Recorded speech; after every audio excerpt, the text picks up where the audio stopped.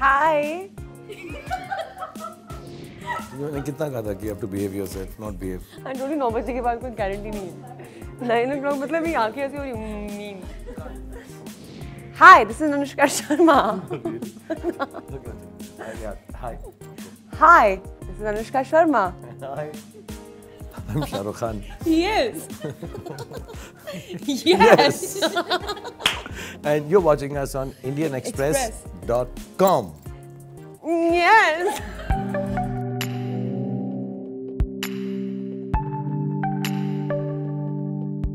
The film romances life and celebrates life, and you are an epitome of romance. Was there any sort of a connection that maybe Mr. Anand saw there in you? No, it's quite opposite.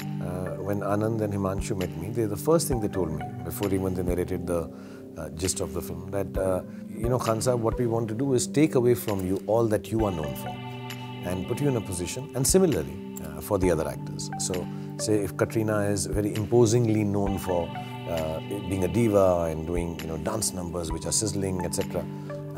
Whatever our plus is, to be there, but not to rest. What Anand wanted was something contrary to what we stand for and still fit into the parameters of a commercial, happy-go-lucky family film coming on Christmas, have all the ingredients and make you laugh and dance. And the one thing that he said was that I don't want any of you to search, ask or beg for empathy. Just let your incompleteness be celebrated. What were some of the learnings that you both had undergone while shooting the film? Were there any kind of preparations, or did you meet people with cerebral palsy, or did you meet people who were vertically challenged? How did the preparation? I think for me it was a little easier because I think the technology has helped me a lot. The Red Chillies VFX team gave me the freedom to be the way I was, except a few technical things like my foot stride should not be too long, my hands should not be, and if you move less, when the stature is changed, it looks a lot. So you could use it to enhance your performance, as a matter of fact. But for her, I think she underwent a whole process of understanding, the cerebral palsy, and you have to be very true to it. You cannot, it's a commercial film, but when you are dealing with an affliction like this, you have to be very, very true to it, and still maintain, what commercially you would like an actress to in a film which has got songs and dances and all kind of moments. Normally, as an actor, when you are acting, you want to be able to kind of use all the things that you can. Like you want to use your speech, you want to use like the sound. You try to variate that.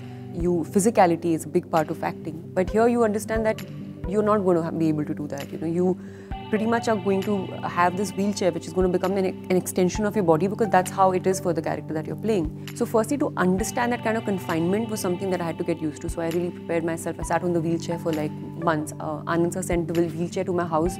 I think 1.5 months, for 1.5 months it was just in my house, and I used to just kind of be walking, like, being on it and just, traveling with it. You were restrained.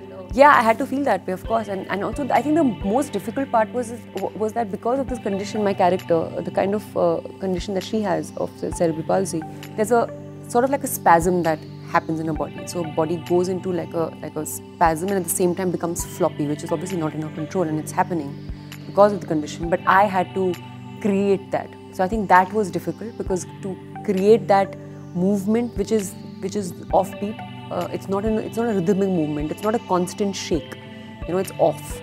And at the same time, to maintain that focus on dialogues and emotions and all of that, that was really like, it really required me to be very like composed. In a VFX heavy film, when you're shooting Shah Rukh, we have to do the same thing 4-5 times. Yeah, that's a big thing, for her.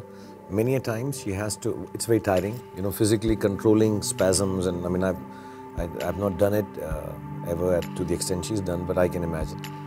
Because many a times I've tried to act like what she was doing on the sets. The second part of it was that, many a times she has to do the scene without my presence in the frame. Ekdam qareeb ka scene hai, now she has to act as if I'm there. And that's a requirement of this whole idea of, reducing me in stature, and we try to avoid it as much as we can, but some days it was unavoidable. And then many a times she's touching and I'm not going to be there. And there's an affliction, and the way she's done her whole body control, it's very difficult to do it 5 times, sometimes 4 times, and not knowing which is the correct one that will go through. So you have to give each one of them correct. I used to tell my mom that, you know, everybody makes fun of me in school and they make me stand right in front and all of that. So my mom told me one thing, that, you know, when you start laughing at yourself, people stop laughing at you. I think that's when I saw the trailer, that was something that yeah, actually, you know, and also with both of them, there's this self-deprecating humor that even they have adopted, they adopted in the film. They constantly, like he said, like she tells her father that I'm no Cleopatra, you know, and she's not like. She tells me once, like she's like, you're not being original. ये तो मुगल-ए-आज़म का डाल होगा, तो आप कौन सी मधुबाला हो? And we enjoy. There is no making fun. This is the thing between the two of them, and he feels he can talk to her that way because yeah, I also have this. So it's not like, you know, maybe if he was a so-called conventionally normal guy in a film, then maybe he would not be able to speak to her that way. And that's why she is into him also. She starts liking him because she feels like this is the only guy who doesn't treat me like with sympathy. He's actually so like bizarre with me that she actually likes that, you know, which is strange, but that's what makes their romance so quirky and interesting. What is the significance of the term zero for the film and in your life? I mean, it's a perspective, very clearly. मैं ये बताया हूँ कई बार. The idea is, one way to look at zero is it's nothing. It means nothing. It's the nadir. It's the lowest point. The other way to look at it is that it's whole. It's the complete circle. It's an opportunity to start all over again. And many of us, given that opportunity, would take it with both hands. And that's how you should look at yourself. That at times you will feel, you know, whenever you feel my life has gone to the lowest ebb, think of it as an opportunity, not of having failed, but as an opportunity that you can start all over again and gain a few things. And you know, people ask me, what is bigger than number one? I think it is zero, because it's one number which, when attaching to the rest of life or other numbers, it increases its value. So you should look at things in a more positive manner. You know, when people tell you you're not enough, you're not good enough, or you yourself feel, I think the perspective should change and say, I'm not good enough not because I am less, but because I'm unique and I have the quality that if I attach myself to the right things, I can increase your value as a matter of fact.